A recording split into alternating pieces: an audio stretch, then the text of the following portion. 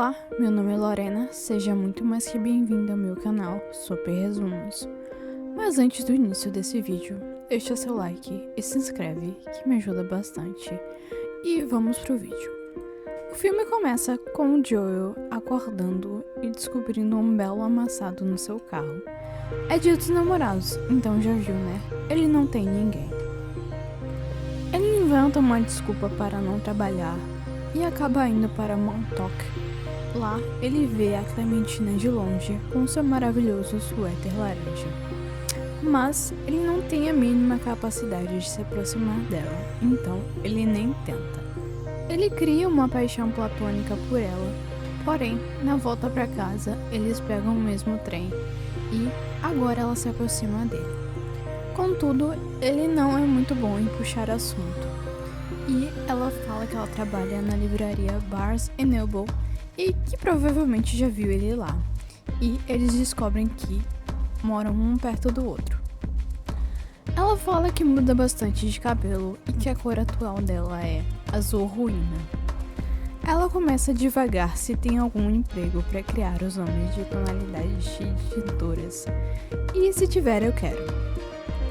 Ela complementa que a personalidade dela está em constante mudança, mas o Joel diz que não acredita muito nisso. E ela fala que ele não a conhece. A Clementina se apresenta ao Joel e diz para ele não fazer piadinha com o nome dela, só que ele não conhece a piadoca do Don Quixote. Ela explica a piada para ele e faz ele rir. O Joel fala o que ele entende sobre o nome dela e ela responde que não tem nada a ver com clemência ou misericórdia, pois ela é uma mulher extremamente vingativa. Ele fala que ela não tem cara de vingativa, porém, ela pergunta por quê, e ele não sabe explicar direito. Só o que ele explica é que ela parece gentil, e ela fica ofendida, mas depois volta atrás. A Clem pede desculpas e falou que gostou dele falar que ela é gentil. O trem chega ao seu destino e ambos se separam, mas o Joey encontra a Clementina no caminho e propõe uma carona para ela. Ela aceita a carona e questiona se ele estava seguindo ela, mas ele nega. Chegando na casa dela, ela chama ele para subir e ele fica confuso e ela fica um pouco frustrada com a confusão dele. Mas ele aceita subir na casa dela e lá eles bebem, mas o Joel é um fracasso em conversa, então a Clem tem que tomar conta de tudo. E ela fala quão ansiosa ela é e o quanto ela não gosta de desperdiçar oportunidades.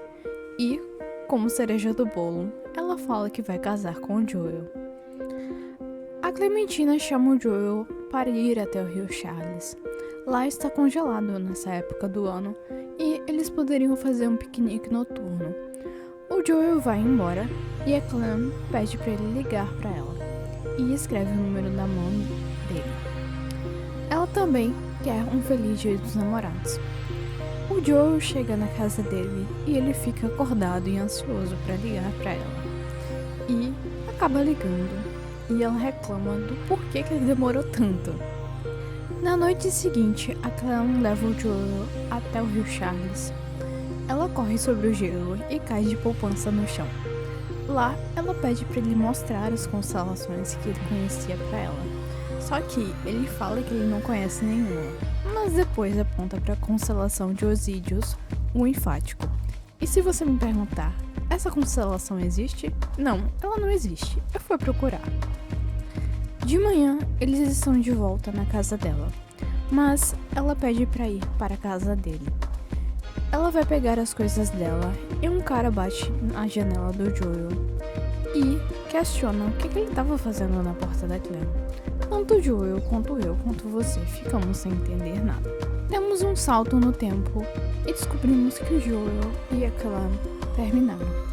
Ele está chorando dentro de seu carro e quando está voltando para casa está sendo seguido por uma van, que não sabemos quem são. Eu apenas espero que não seja a quadrilha do Pix. Ao chegar para pegar suas cartas, ele escuta um vizinho reclamando que ele só recebe cartões do Dia dos Namorados da sua mãe e complementa que o Joel é sortudo por ter a Clem. Mal sabe ele que eles terminaram. O Joel, ao chegar em casa, veste seu pijama, toma um remédio e vai checar a sua janela e vê os caras da van na sua porta. Ele dorme e os homens entram na casa dele, cheios de equipamentos. O Joel, já apagado, lembra da cena do homem que estava pegando as cartas quando ele chegou em casa e vê a situação em terceira pessoa. Ele também se lembra como ele queria resolver a situação com a Clem antes do Dia dos Namorados. Ele tentou ligar para ela para o número dela, mas o número mudou e ele foi entregar o presente de Dia dos Namorados antecipado para ela pessoalmente, mas a mesma não reconheceu e já estava com outro homem. O Joel fica bastante confuso com essa situação e discute isso com alguns amigos. E um desses amigos mostra um cartão que eles receberam que pede para não mencionar o Joel à senhorita Krutinsky, visto que ela o tinha apagado da sua memória. O cartão vinha com o nome de uma clínica chamada Lacuna. O Joel vai até a clínica sem acreditar que aquilo era real, mas lá tudo é confirmado, que sim, isso era possível. E na clínica o médico menciona que a senhorita Krutinsky não estava feliz e queria partir para outra. Ele discute isso com os mesmos amigos de antes, que receberam um cartão, e a amiga menciona o quanto a Clem é impulsiva e o quão casual foi o apagamento dele da memória dela. Ele vai até a clínica de última hora e decide fazer o mesmo procedimento e apagar ela da sua memória. O Joel pega qualquer coisa que lembre a Clem para que seja feito um mapa na mente dele com relação a ela, e posteriormente tudo será jogado fora. Ele junta tudo em 2 sacos pretos e leva até a clínica. Lá, ele conhece o Stanley, que vai cuidar do caso dele. Howard faz uma entrevista com o Joel e ele se lembra de como ele conheceu a Clementina, e foi durante uma festa na praia. O médico fala que o apagamento começará das memórias mais recentes e de como vai ser o apagamento. O Joel questiona se isso pode causar algum dano cerebral, e o médico fala que isso já é um dano cerebral. Stanley e Howard mapeiam a mente do Joel, e voltamos ao presente. Stanley e Patrick se preparam para começar o procedimento. O Joel escuta tudo mesmo inconsciente e continua vendo o Stanley e o Howard mapeando a mente dele. E nesse exato momento, quem assiste dá uma bugada. O Joel ouve o Stanley chamando o Patrick e todas as memórias dele parecem embaralhadas, em um nível quase enlouquecedor. O Patrick chama o apartamento do Joel de melancólico e o Stanley disse que eles precisam trabalhar porque a noite vai ser longa. O Joel, inconsciente, se lembra da memória mais recente dele com a Clementina. Ela chegou bêbada e bateu o carro dele. Ele chama ela de responsável e ela diz pra ele não falar isso dela. Ele começa a alucinar acreditando que ela matou alguém. Ambos falam um que o outro parece. A Clem fala que o Joel está bravo, pois acredita que ela dormiu com alguém.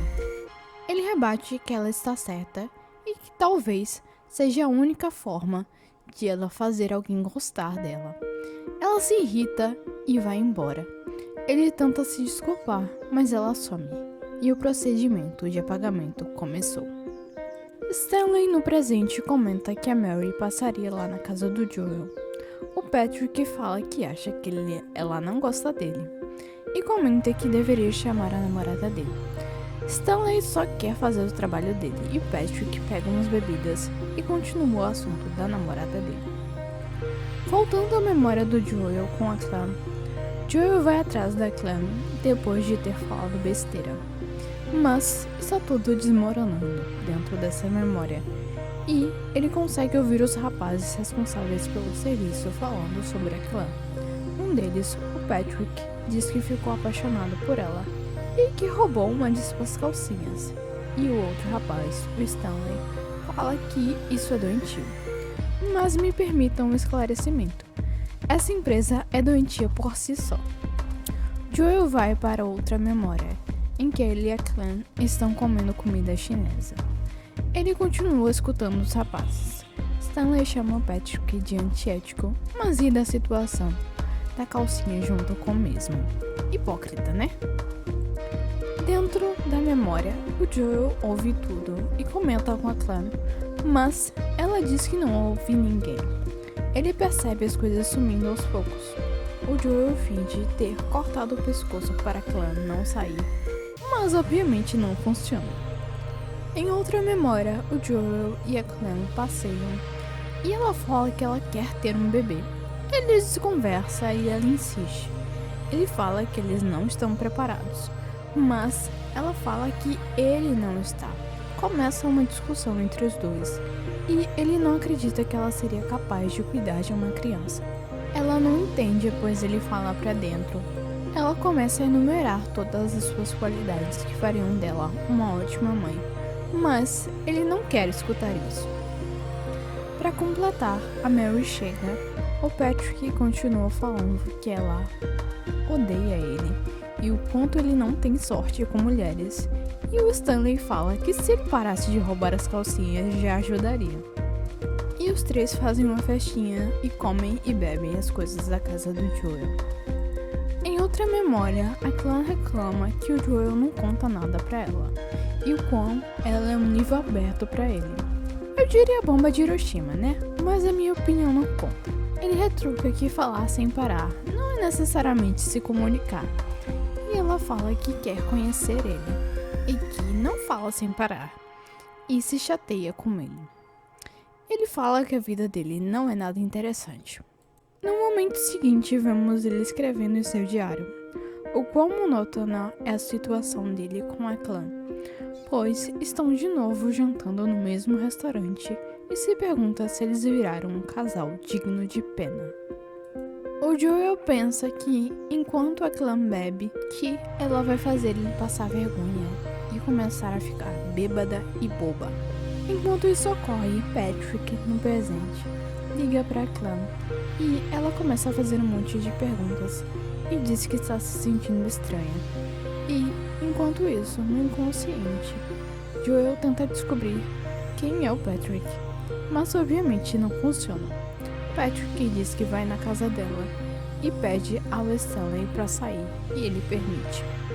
Ele chama ela de Tangerina, um apelido que só o Joel conhece. Joel volta à lembrança em que o apelido de Tangerina surgiu e questiona como o Patrick sabia desse apelido. Nesse meio tempo, a festa continua, só que agora é só o Stanley e a Mary, que são extremamente profissionais e nenhum dos dois fica chapado ou desnudo na casa do Joel, contém ironia. O Patrick vai até a casa da Clan. Lá, ela está nervosa e não sabe explicar o porquê. Ele a abraça e ela pede para ir até Montauk, para ir até o Rio Charles. Patrick liga para o Stanley, só que ele está no meio dessa festa com a Mary e demora a atender. Mas ele atende e o Patrick fala que se ele pode se virar sozinho, pois ele estava tendo problemas com a Clan. O Stanley fala que está tudo sob controle e dá folga ao Patrick. Patrick pega os papéis do Joel que falam do Rio Charles e ele está de posse de todas as memórias escritas do Joel, que ele também dá o presente que o Joel daria para a Clan no Dia dos Namorados. Eles vão até o Rio Charles. Retornando às memórias do Joel, ele tem uma lembrança em que a Clan conta sobre a sua infância e decide que não quer continuar com o procedimento. E se lembra da memória do Rio Charles, mas ele não consegue parar o mesmo. Enquanto isso, Stanley e Mary dançam parcialmente vestidos ao lado do corpo inerte do Joel. Joel vai até a memória do Howard e se lembra do Patrick e fala que ele está roubando as memórias e a identidade dele. Então, ele tenta levar a Clementina para memórias não mapeadas pela clínica. No Charles, Patrick usa a mesma frase que o Joel disse, quando ele e a Clan estiveram lá. Ela tem um déjà vu e fala que quer ir para casa. De volta ao Joel, ele está em outra memória com a Clan em uma floresta. E ele fala o que está acontecendo e que ela vai ser apagada. Ela o tranquiliza e fala para ele apreciar a paisagem. Ele diz que ela vai sumir. Ela manda ele falar para cancelarem, mas ele diz que não consegue. Então ela fala para ele tentar acordar. Ele tenta e funciona por alguns segundos, mas ele volta a dormir. Ele desabafa com a Clan das memórias que ela tinha começado tudo isso por ter apagado ele. Ela fala que ele conhece ela e que ela é impulsiva, e ele complementa que ama isso nela. Essa memória da floresta é apagada e eles vão para outra memória. A Clan da memória dá a ideia de levá-la para memórias não mapeadas, mas o Joel só consegue lembrar de memórias com ela. Então ele se lembra de uma memória da infância dele e começa a chover na memória atual dele. Ele volta até a memória da infância junto com a Clan, em que ele tem 4 anos. Mas o Joel volta a ter essa personalidade de 4 anos também, e a Clan tenta acalmá-lo. O pessoal da clínica, depois de praticar o coito sexual, percebe que ele saiu do mapa e a Mary pede para chamar o Howard. Mas o Stanley fica um pouco reticente em chamar, mas acaba fazendo. Enquanto o Stanley chama ele, vemos que a esposa do Howard não ficou nada feliz com isso. Stanley tenta convencer a Mary a ir embora, mas ela não quer ir. Enquanto isso, nas memórias, a Clan ainda tenta acalmar o Joel e fala que ele vai lembrar dela pela manhã, que irá procurá-la e que eles vão recomeçar. O Joel, ainda cismado com Patrick, fala que ele está copiando o Joel. A Clan das memórias do inconsciente não entende e pergunta se ele era bonito. Voltando para casa, a Clan ainda está nervosa e o Patrick enche ela de elogios.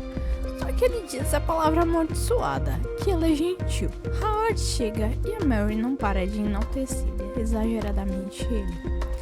E o mesmo acha o Joel fora do mapa e traz ele de volta pro mapa.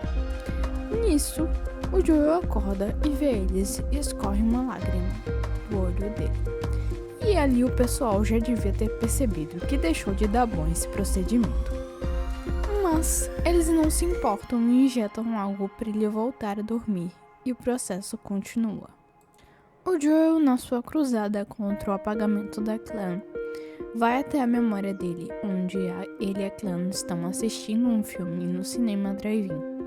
Ele continua tentando fugir e ela pede para escondê-la em um lugar mais difícil, para esconder ela em sua humilhação. Ele vai até uma memória em que ele está saudando a mandioca e é pego pela mãe dele. Ela pede para eles irem para um lugar mais difícil e eles fogem para uma memória traumatizante, onde ele é obrigado a matar um passarinho. E eu tenho que dizer que eles estão muito fofos. Eles brincam de sufocamento com um travesseiro.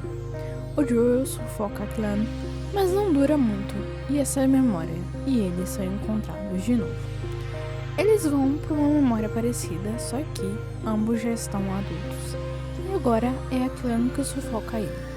A Mary continua a enaltecer o Howard de maneira quase obsessiva e preocupante.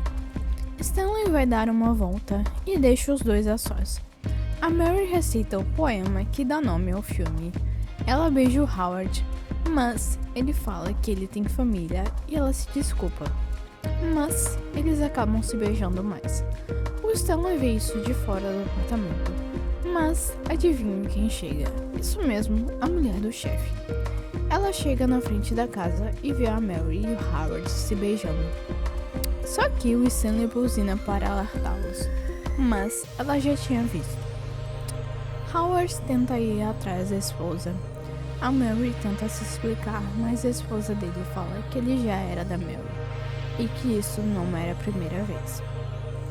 Mary não entende nada, mas logo descobre que ela e o Howard já tiveram algo e que ela pediu para ele apagar sua mente. O processo do Joel continua e agora ele está em uma memória do local de trabalho da Clementina. Ela fala que não acha que veria ele de novo. Ele chama ela para sair. Ela questiona se ele era casado. Ele nega. Ela comenta o quão carente e necessitada de atenção ela é e que ela não vai completar ninguém. O Joel fala que teve essa impressão, que ela o salvaria e que seria bom se eles pudessem recomeçar. Ela pede para ele se lembrar dela e desaparece. Enquanto isso, Mary vai até a clínica e mexe nos arquivos. Ela encontra sua fita e ouve a mesma.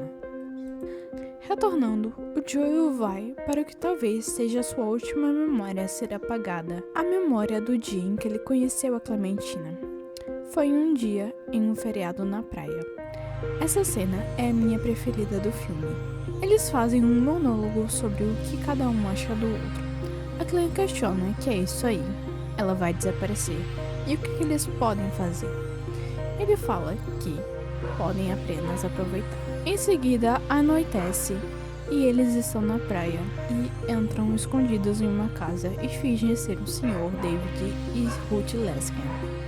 Está tudo desmoronando. O Joel fala que não se sente confortável nesse ambiente e a Glenn diz para ele ir embora. Ele vai, mas eles começam outro monólogo sobre como ela queria que ele ficasse, ou pelo menos se despedisse. Ele volta e se despede dela, e ela pede para encontrar ela em Montauk.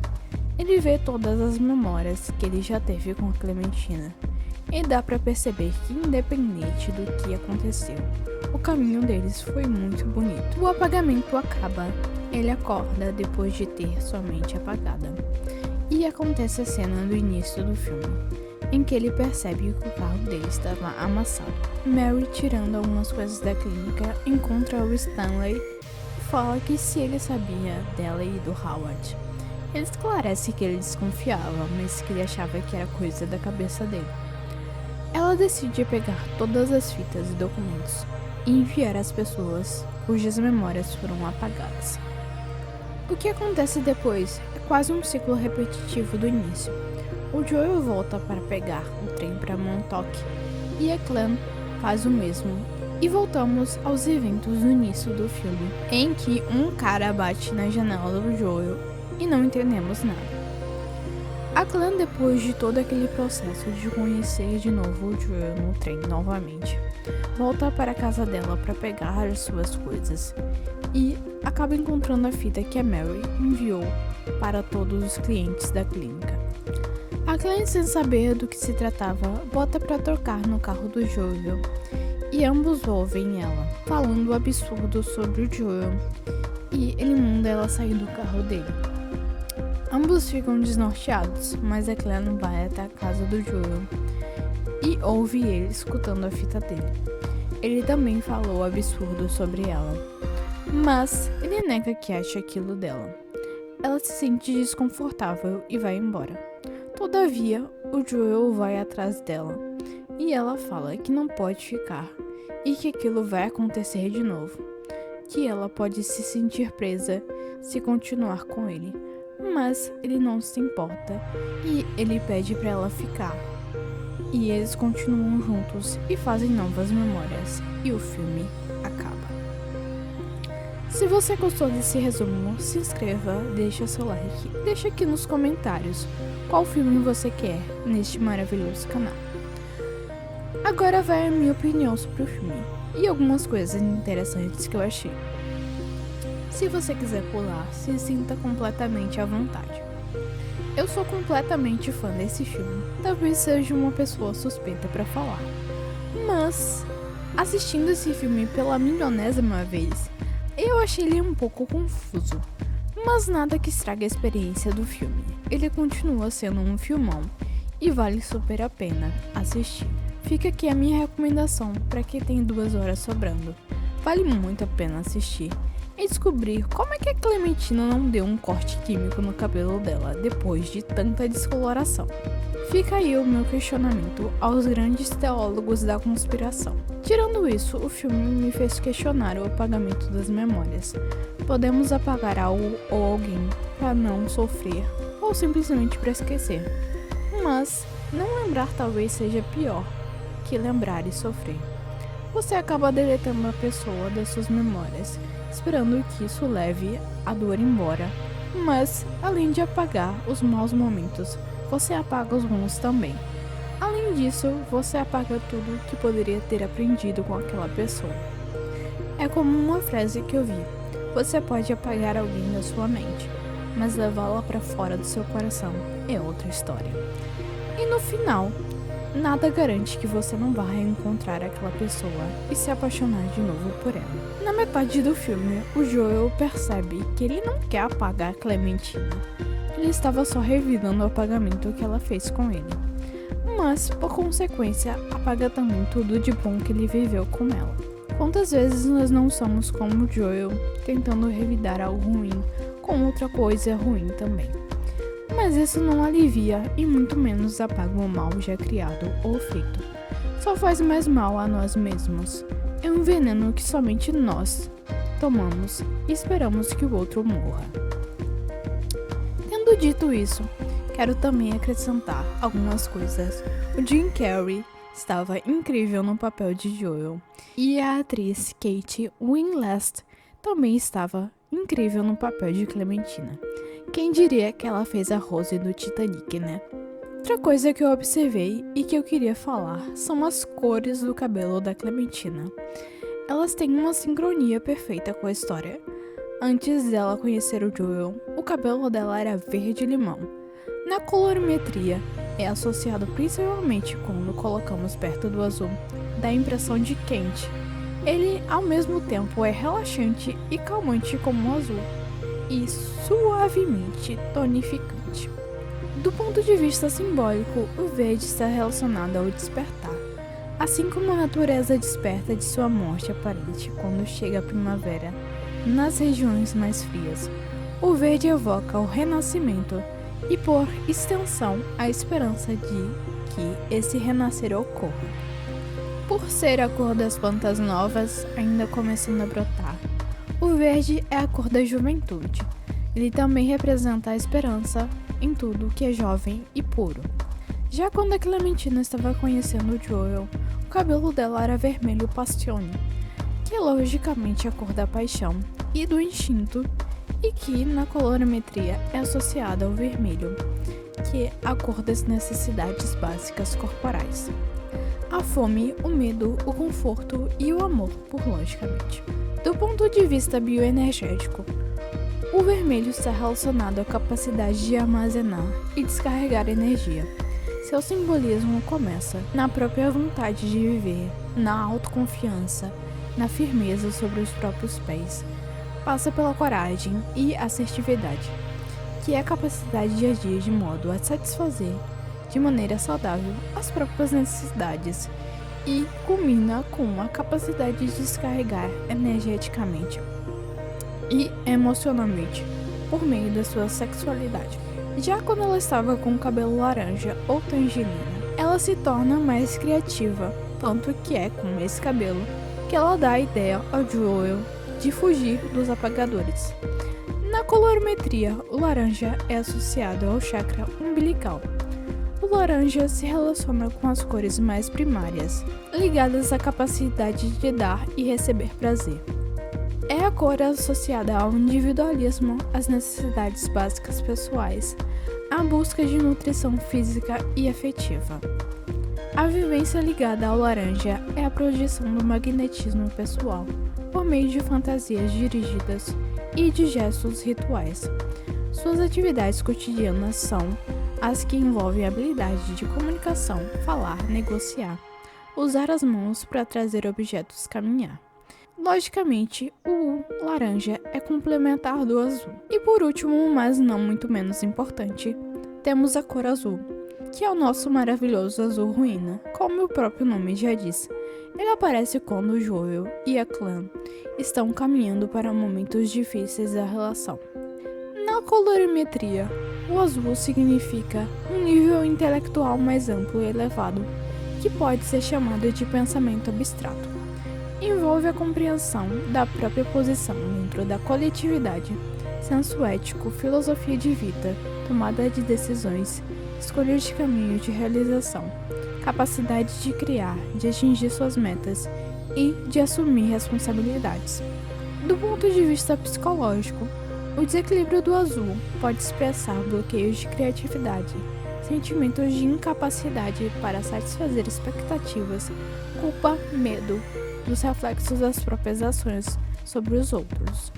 Sendo uma cor intelectual, o excesso de azul indica a frieza da racionalidade excessiva, que pode chegar aos extremos de negar a importância dos aspectos práticos e emocionais da vida e de ser excessivamente crítico em relação aos pretensos defeitos dos outros. Essas cores também podem fazer um paralelo muito lindo com os chakras, pois quando a Clem conheceu o Joel, ela usou o chakra do coração, que pode-se dizer que ela o amou primeiro. O vermelho, enquanto ela estava conhecendo ele, estava mais voltado à parte sexual, que os dois compartilhavam o mesmo que já estava nas memórias do Joel, que poderia representar que algo dentro dele ainda amava a Clementina, mesmo querendo pagar ela. O laranja poderia ser o poder pessoal da Clementina a ser trabalhado com o Joel, ou mesmo a autoconfiança que ela estaria tentando passar para ele. E por último, o azul, que é a cor do chakra da garganta, que poderia revelar que eles tinham ou deveriam trabalhar a energia da comunicação, que foi o que desencadeou todo o processo de apagamento. E aí, vocês imaginavam isso tudo que eu falei? Se você viu algo que eu não percebi no filme, deixe aqui nos comentários que eu gostaria bastante de ler. Se você quer ver algum filme, como eu já falei, deixe aqui nos comentários também. E não esquece de se inscrever e de ativar o sininho. E deixa o like, que me ajuda bastante. E até a próxima!